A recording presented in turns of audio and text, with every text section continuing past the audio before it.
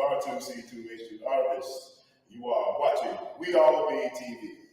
News free Dixie for the 21st century. Can you dig it?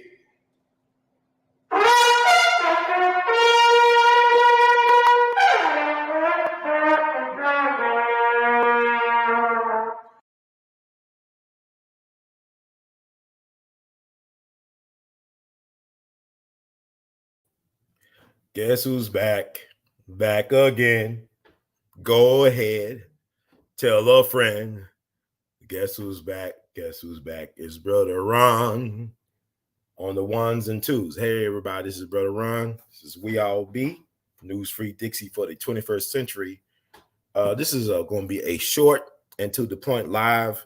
This is part one. You know, is Memphis a failed state? That we got to ask that question. This is an interesting time we're living in. I never thought that I'd be alive to witness some of the things I have been witnessing in my lifetime. This has been so unreal and surreal, but it is also real. The African proverb: the child who is not embraced by the village will burn it down to feel its warmth. Once again, the child who is not embraced by the village will burn it down to feel its warmth. And this is really what's happening. It is the chickens coming home to roost time. And people tell me we got to pray this. No, we don't have to really think about what's going on here. So we had a couple things happen this year. Unfortunate events, not just in the last several days or almost a week since Eliza Fletcher was kidnapped and found murdered in South Memphis on Tuesday. They ID'd her body, but there's a lot of other things going on here.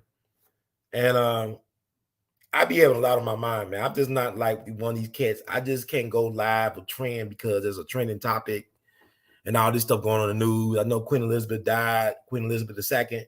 That's crazy in itself because that's all I know was Queen Elizabeth II. She was queen for 70 plus years.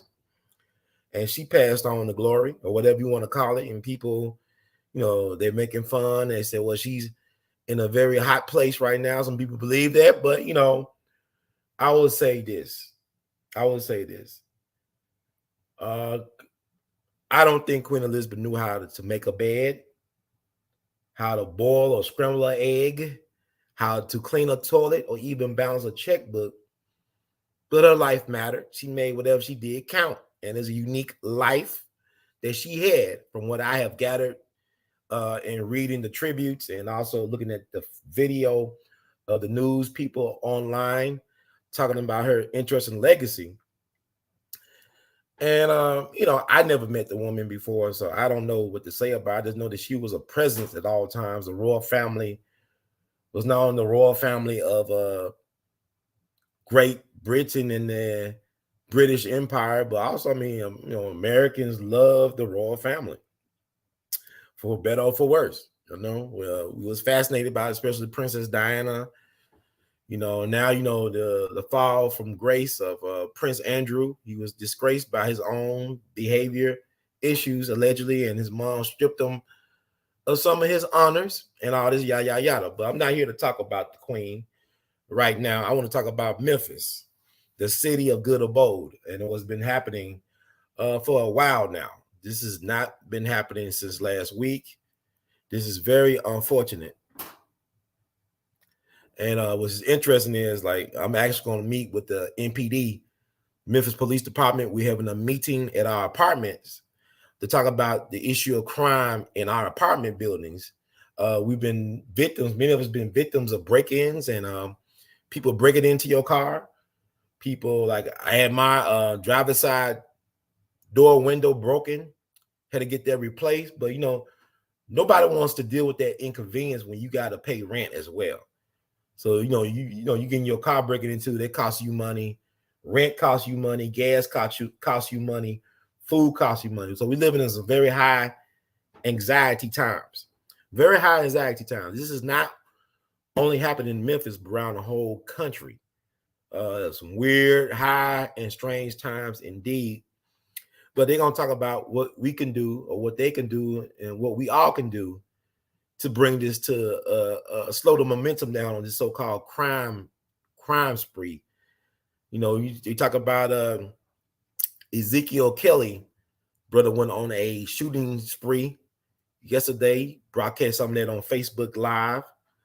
Really unfortunate, you know, lives were lost, families affected, generational trauma was born last night. What's crazy is that a lot of these shootings was going on where I lived at. It was near where I live. I go down Poplar almost every day. McLean, Poplar, all these streets they were naming on the news and local as well as national news. These are streets I go down on a regular. State Line Road. I was just in South Haven yesterday. So these things are truly affecting me the other day. These things have a profound effect. I supposed to been going out to a couple events last night. It was weird because the people that was telling me about what was going on in my city didn't live in my city. They live across the country. They lived in Chicago and South Carolina and Kansas City and other places. They'll let me know, Brother Ron, don't go out tonight. So I took that as a warning from God. They were like my angels last night. So I'm glad I didn't go out because who knows, man, because even that AutoZone, that when they got shot at the AutoZone on Jackson Avenue, that's not that far from where I live. So, I mean, for the grace of God. So anyway, I want to talk about what is really the problem and what can be a solution in dealing with this madness. The last two high-profile crimes in the city have allegedly been committed by young black males. You know, one was 19. He was 19 years old. He spent about 11 months in prison out of a 3-year sentence. They let him go, I think, back in March of 2022. This is Ezekiel Kelly. Then the other one was Cleota, whatever his name, the one who's allegedly kidnapped and murdered the billionaire heiress, Eliza Fletcher, as she was jogging last Friday around 4 something in the morning. To me, that's very much suspect because he actually kidnapped a lawyer who worked at the same law firm as an uncle 20-something years ago. This guy named Kemper Durant. Kemper Durant was kidnapped by Cleota, the brother named Cleota, whatever, who allegedly kidnapped and murdered Eliza Fletcher. That whole thing is strange to me. The fact that, you know, she just so happened to be a billionaire heiress jogging around at 4 something in the morning. People do that.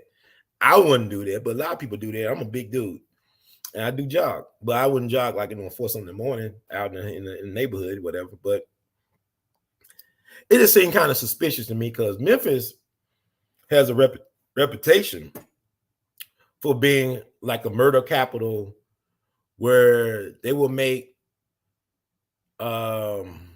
homicides look like accidents or random acts of crime and violence when they were actually professional and targeted hits.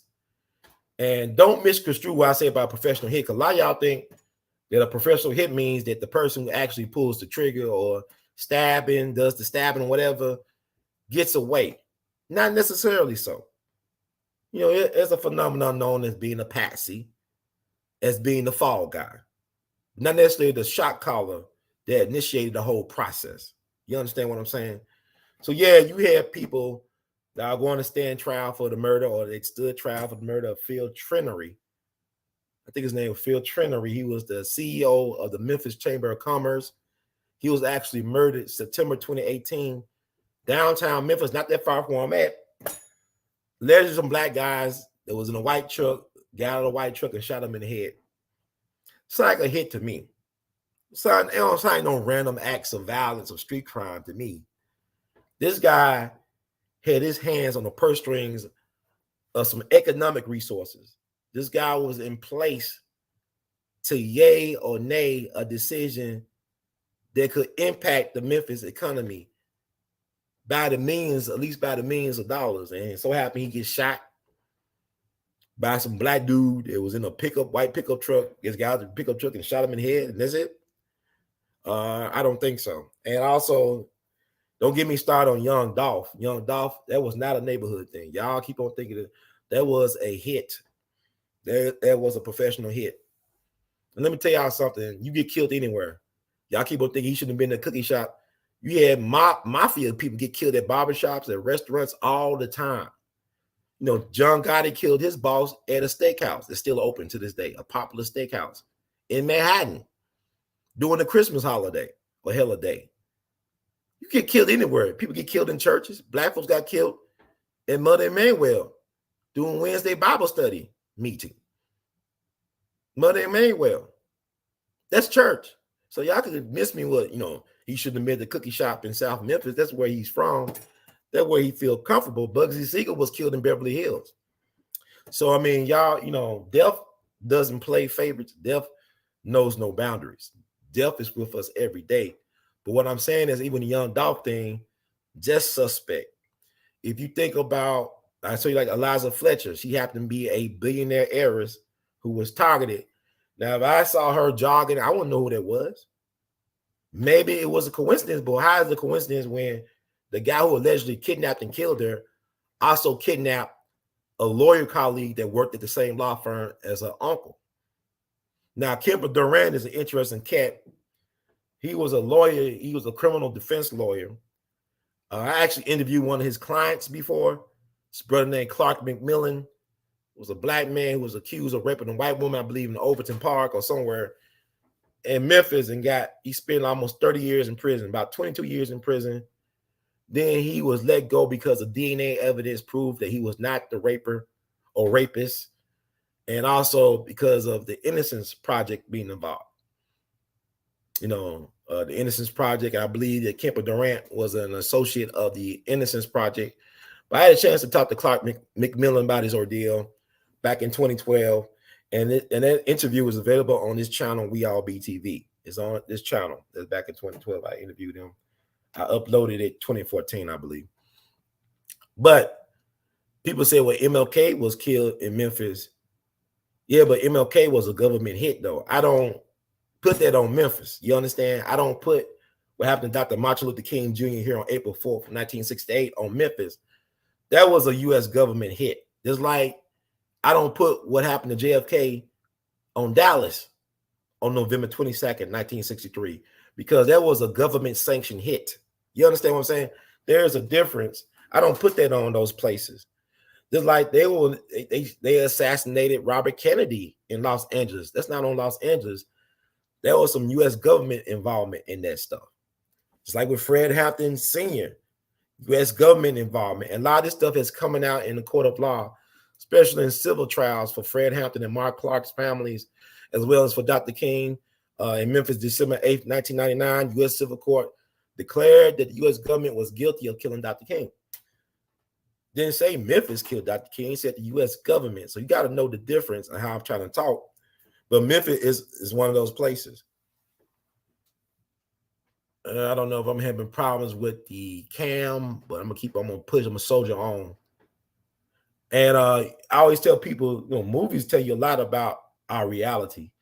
Movies inform our reality, predict the program. That's the phenomenon. Then you look at Operation Mockingbird, where U.S. intelligence uses the media apparatus, including Hollywood, to get our stories, to manipulate our reality. So I say all this to say that social media is killing us. The internet, social media is killing us. They're using our music to kill us. They're using everything and anything to kill us. So y'all can talk about, well, this is going to kill you, but there's other things that's killing us. Like even the situation in Jackson, Mississippi, with the water situation, with the water, right? That's systemic racism and white supremacy at its finest. And we got to do a show about that. There's a lot of shows that I would like to do about some of these so-called trending topics, but it's all about the time. And I'm moving, like I said, I'm being part of the solution here in Memphis. I'm not just going to point out or point my finger at people and complain about the situation. I'm actually being proactive in righting the wrong of the situation. But even with Jackson, Mississippi, white flight is the causes of places like Jackson, Mississippi and Detroit. When white folks leave, they also take their tax dollars with them. Even though Jackson is the state of the state capital of the Magnolia State, it's not treated like that. It's treated almost like a third world country because Jackson has water issues, but the suburbs around Jackson are good. A lot of white folks with means in the suburbs. So I think it's strange that Jackson's in that situation where you got U.S. Congressman Benny Thompson from Mississippi. He talking all this crap about Trump and that Jan 6 hearing crap, but yet his state have all type of unsolved hangings from the last 20 years. You don't want to do anything about Carolyn Bryant Dunham, who helped kill Emmett Till, but yet you can talk about Trump all day long on taxpayer dime, and yet your state capital has no clean water for the people. And I don't trust the water because you know what? We all just Flint, Michigans. We just like, we're not aware that we really Flint, Michigan. You understand? I remember like back in the winter of 2021 in February when we had the real bad ice storm and snow and all that stuff. They told us not to drink the water for some days. It was contaminated. This is why I know they're killing us. They don't care. They say don't drink the water, but you could take a shower. Just have your mouth closed. Don't let the water get in your mouth, but you could take a shower. Now, the largest organ on the human body is the what? The skin. So you mean that my largest organ can be exposed to this suspect bacteria-filled water, but if I drink it, I'll get sick. If I swallow it, and that's what they telling people down in Jackson. They'll let you know that they already had the water messed up, right? Like they said recently that they discovered some new type of form of bacteria in our drinking water. They put all this fluoride in our stuff. And maybe fluoride, mercury, this can affect people's moods and behavior. You understand?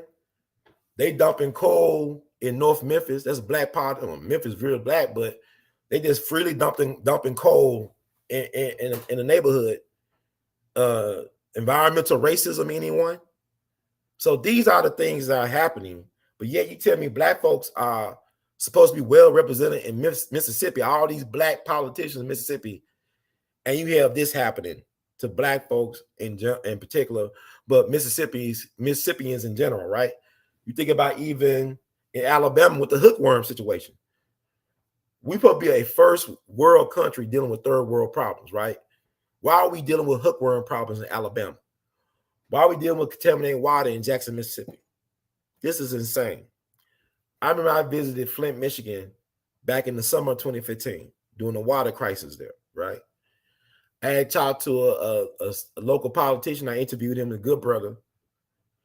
I made sure when I went to Flint that I didn't drink any water, that I didn't order anything from any restaurant until I got out of Flint, Michigan, all clear. And I asked him, is the water safe to drink? And this was the summer of 2015. He said, the water is not safe to drink, nor is it safe to use in your cars, but I'm going to wash my car. So this is where we at, people. And really, that was government policy that contaminated the water. Just like it's government policy that contaminated the black family. If you look at what's going on in Memphis, see, it's a lot of young black males. They call them men. They're not men, they're males. They're really man-child. If anything, they're boys. 19, 17, 16, whatever. These are really boys in a state of arrested development. They are committing these crimes, carjackings, things of that. For the most part, I'm not saying it's all just black males, but a fair share of them are committing these crimes. And the problem is that the Just Us system is not doing anything to hold them accountable. But really, even before it gets to them, I hold the village, the so-called village, accountable for creating these Frankensteins. I blame the village as being the Dr. Frankenstein in creating these Frankensteins. See, the monster is not really a monster. The monster is just who they are. It's not that they're a monster, that's their nature. But it's like it's a situation between nature and nurture. Like I said, when they fail to feel that warmth or that love from the village, they will burn it down to feel the warmth and the love, right? They'll burn it down. So this is what's happening. And what people don't understand is we're not doing enough to help our black boys. I mean, you got all this thing. Don't get me wrong. Black family, black womanhood, black girl magic. Yes. Not enough to help our black boys. Therein lies the problem. We are not raising men. We are raising people to terrorize our families, our neighborhoods, because we're not showing them the love and the support that they need to navigate through this system, to excel, to reach their full potential. We're not invested in these boys to be somebody's. And this is what's happening. We are afraid of our children. You got, the police can't do anything about these young men or young boys. The crazy thing about it is Memphis has an issue. Police are getting shot at in Memphis. They don't talk about it all the time. They talked about it a little bit last night where the police officer gets shot while they were chasing some carjackers. They're trying to bust up a car thief ring and they got shot several times. They survived, but these dudes are not even afraid of the police. And the police hands are tied, right?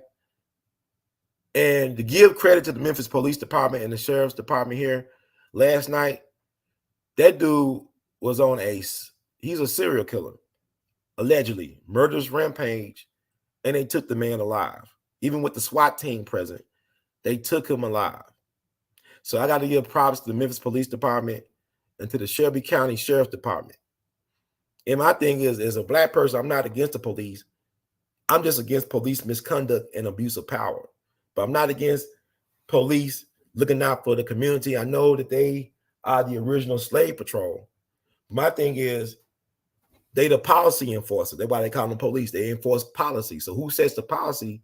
Who makes the rule? They control the police. So we got to get more hip politically as black people in particular, and as people in general. But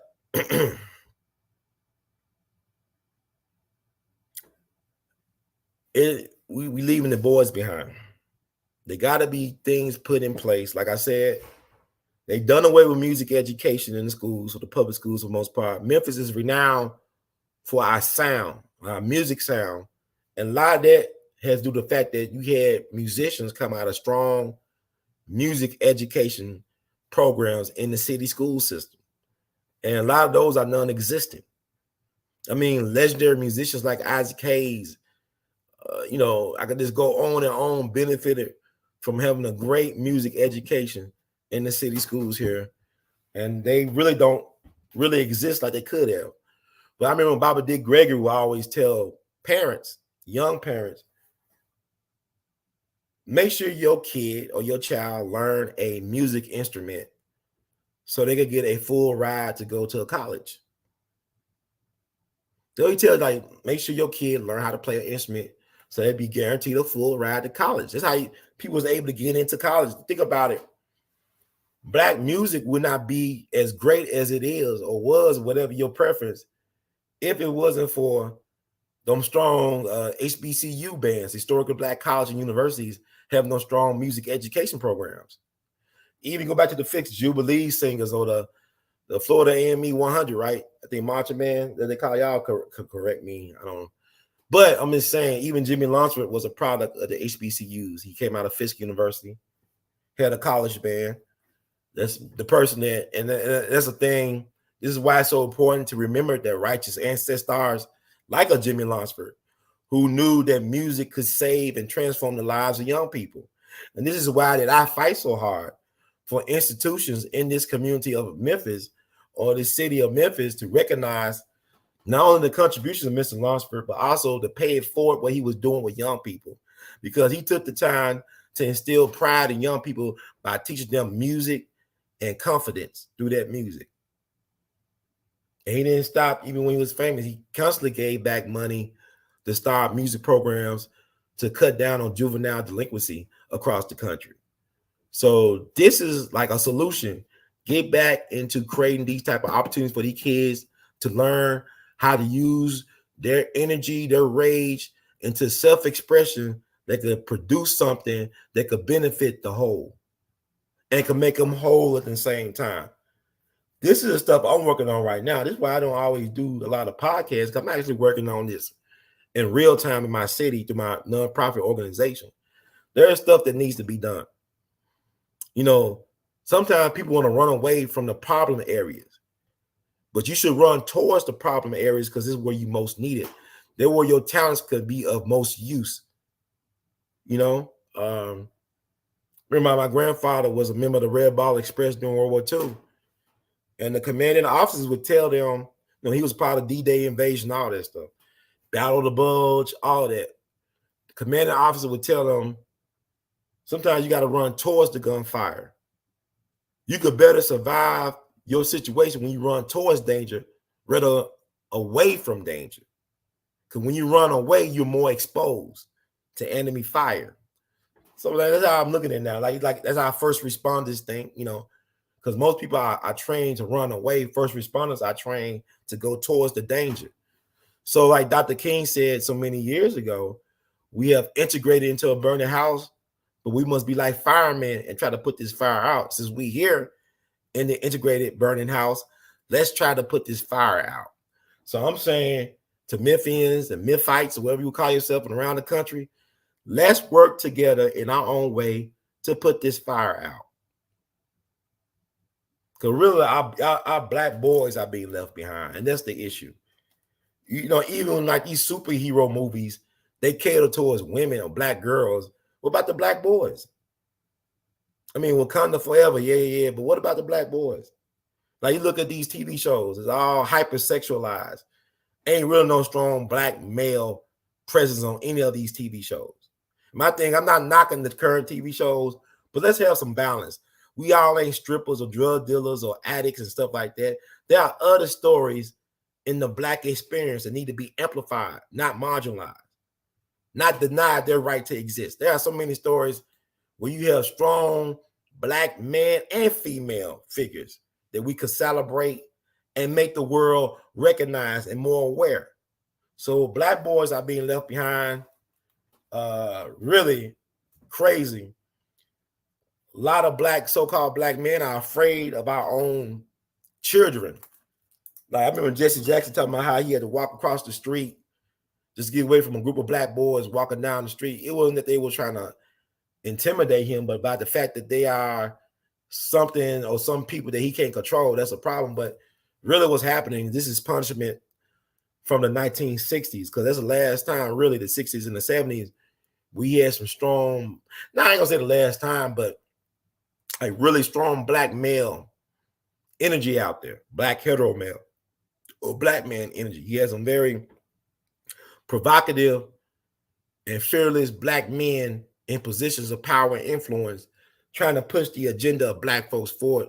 Now you have a lot of confusion and a lot of intersectionality and a lot of just don't know what we're doing. We just out there being for everybody and nobody's for us. We drowning for everybody, but nobody's trying to throw a lifeline or anything to save us, get a lifeboat out there to get us out or a life jacket, but we're just drowning in confusion and not knowing what to do with ourselves. And therein lies the problem. But the key is we got to get these black boys back on track. The city of Memphis have hurt black boys for generations. Now it's catching up with us. These black boys feel like there's nothing to live for. There is no hope. There's no place for them. There are no hugs or forms of love for the black boys. So this is why they do what they do. And they go to find the love in all the wrong places. So I'm saying the city of Memphis, Shelby County need to make a concerted effort to create programs to help these black boys become productive, accountable men. And like you think about even the school system, there's a lack of black men in the school system. I remember when I tried to apply, when I did apply to be an art teacher in the school system like 18 years ago. And I was more than qualified to do the job. But here's the thing. They said they was going to call me back. They never did. That was 18 years ago. So you look at now, they begging for black men to be in the system, to be more than just like hall monitors and coaches, but to actually be in the classroom, to actually do some other things to help inspire these boys to become men of honor and respect. I won't say it's too late, but we want to pay a price. But even you look at these guys that's robbing and carjacking and stealing and killing, a lot of these guys got little babies. So you got another generation of hell raisers that we got to go through. Like I'm saying myself, I'll be joking. I'll be saying, but man, do I really want to be around as an older person, an elder, a true elder, with these type of hooligans running around? Was it a bad idea to get rid of abortion? You know, I'm understanding you start thinking things out loud because you look at the fact that the police say we can't do nothing about these kids. And you can't do nothing about these kids. Like, you can't even confront these kids. Like, if you catch a kid breaking in your car, they more than likely have a gun to kill you with. This is a reality that we're living in. And the sad thing about this, these kids are fearless for the most part if they willing to shoot at police, but they don't know what war they need to fight. These are soldiers without a general. And this was all by design by the U.S. government. When they took out our great leaders, like not only just Dr. King and Malcolm X, but Fred Hampton Sr., but our Apprentice Bunchy Carter, how they punishing the so-called brother used to be known as H. Rap Brown, how they punishing Dr. Mutulu Shakur. They don't want strong hetero black men involved in leadership and politics no more. You can't name one strong black hetero male politician right now that's for black people. Can't name one. They don't exist. Y'all made fun of Marion Barry, but he was for black people. He was a product of the civil rights movement. He's from Memphis. He went to Booker T. Washington High School. He went to Lamar Owen College. Man was a brilliant mind. And he used his platform to serve the people. Whatever vices and personal demons Marion had, he was never corrupt in terms of serving the people, empowering the people, giving folks coming home from prison second chances, giving folks a chance to make enough money to be the first person to go to college in their family. He did that for the people. So we need bold leadership like that. I don't really trust the young guys, to be honest with you. I'm not an old guy. I'm 42. But I don't really trust guys around my age and even younger to be that type of accountable politician or leader right now. We need, it is my wish, it's my hope that we could get Judge Joe Brown in there because he's an old school throwback. I mean, Judge, to me, I don't think he's corrupt. I mean, he got his own money. He's a millionaire. He's well-versed in law. He was the first black DA in the city of Memphis, was a criminal defense lawyer.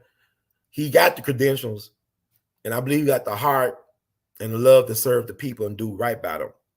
Because Memphis is so systemically corrupt. You got a ruling family class of white elites that they do things not to benefit the city, but to benefit their own pockets and their family's generational wealth. And Memphis is kept like a plantation mindset for generations. If you look at 60 years ago, Memphis was right up there with Dallas, Atlanta, and Nashville. 60 years later, all those cities have surpassed Memphis, and it's by design. I said this is this is socially engineered poverty. Socially engineered poverty, right? So you got a billionaire heiress jogging in Memphis. You got a lot of millionaires that live in Memphis. And people out of Memphis are poor. Memphis is not a poor city like that. Memphis is a port city. It is a distribution hub of the country. Everything runs through Memphis. A lot of money run through Memphis. A lot of Fortune 500 companies are headquartered in Memphis. Fred Smith, the founder of FedEx, a billionaire, he lives inside of Memphis. So what I'm saying is a misconception about Memphis. And I'm going to close this part one out. I just want to get on the air to get some practice in because I am known for not going live a lot. People want me to go live. People want me on their platform. I got me a platform to go live. And I need to talk about my city, but not talk about my city in a bad or discouraging way, but in a very encouraging way. But I want to also help you all understand or understand what is the reality right now in Memphis. And I want to also be a part of the solution as well as I talk about the reality. But like I said, Memphis is a place where they'll make homicides like accidents or random street crime, which is not. And we're going to talk about the Eliza Fletcher case as well, and if the brother really did it. Because, I mean, who does a kidnapping with sandals on and leave them at the scene of the crime? Let's look at the timeline. and all this stuff. And look at his motive. I don't be surprised. I mean, nothing surprised me anymore right now. We in 2022. But thank you. If you like the words from Brother Herb, please spread the word. We all be TV. If you want to support the movement, please feel free. You can cash out your support, $ R2C2H2. You can Google Pay, PayPal, and Zelle your support at R2C2H2 at gmail.com or Vimo at R2C2H2. You can buy and wear Art of His Art. It's my Ida Wells, Ida Bay shirt. Go below the video description box. If you're on YouTube, access our official Teespring shelf to get those shirts. Go hang and buy Art of His Art. Buy and hang it. Go to R2C2H2.com to do that as well. So I want to thank you all for being patient and hanging out with your brother. But I just want to make sure I did a live. I got a lot going on, man. People don't understand. I am kind of like a one-man movement. I'm actually doing stuff. I'm not just podcasting or trying to jump on trending topics and all that mess. I'm actually out here in these Memphis streets, organizing people, getting with institutions, collaborating, making things happen. Like I know they do newspaper articles and magazine articles on me from time to time. I got a paper trail on that. I've been doing this work for 20 plus years and trial and error. And like a Jegna of mine once told me, Ron, the only way you fail is if you stop trying. And I'm going to keep on trying till the day I die, so I will never fail. See how it works? So I want to thank you all for tuning in or tuning out to tune in to get in where you fit in. So I'm going to check out these comments.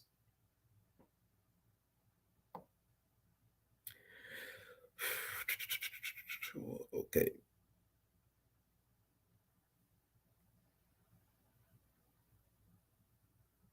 The thing about us is that we see it coming, but we can't. What we gonna do to stop it? It's like I have people that be spamming the hell out of me with all what's going on in the world. But like I tell them guys, look, it's good to know what you know, but what you gonna do? How you gonna use that information to right or wrong, to make your world a better reality? See, they can never tell me. They can always, oh man, this is what happened. This is what happened. This is what happened. Okay, that's fine. I know a lot of crap too, but what can I use? See, you can use crap to grow things. Fertilizer is doo-doo. What can I do with your intellectual doo-doo to grow a better version of my reality? That's where I'm at right now. There's a lot of cats want to just send me all this stuff. That's good, okay? But what can we do to grow a better version of our reality?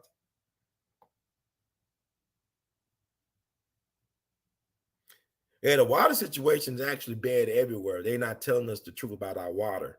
Just like our air and land. I mean, you got companies that will give farmers stuff to contaminate the land. I heard that big lawsuit with that Roundup. Is that Monsanto or Monsters Inc.? You got these farmers getting cancer and all type of stuff, dealing with this stuff, using these chemicals that shouldn't be put in your body, let alone your food, to try to grow things, but they contaminate the land. Like even people still using talcum powder, baby powder. We all know that this stuff has been causing all types of cervical cancers in women. Even that fibroid thing is weird to me. But yeah, but we're gonna talk some more. Like I said, this is part one. I just want to get in here. Thank you, we love you madly. Thank you. Yeah, Baba Dick Gregory ain't going nowhere, man. We all Babas, Dick Gregory. But I just want to just get on. I got to go to this meeting with the police and see what's going on. Like Marvin Gaye, my cousin, would say. But thank you all for tuning in. And whatever donations you do, I appreciate it. If you donated already, that's great. Keep on donating. Keep on supporting. Keep on moving. Don't stop. Hope is still relevant. And we still could be in it to win it. I don't want y'all to lose hope. A lot of people are feeling hopeless right now. Keep the fire going. All eyes on the prize. So I'm going to read the disclaimer. I'm getting out of here.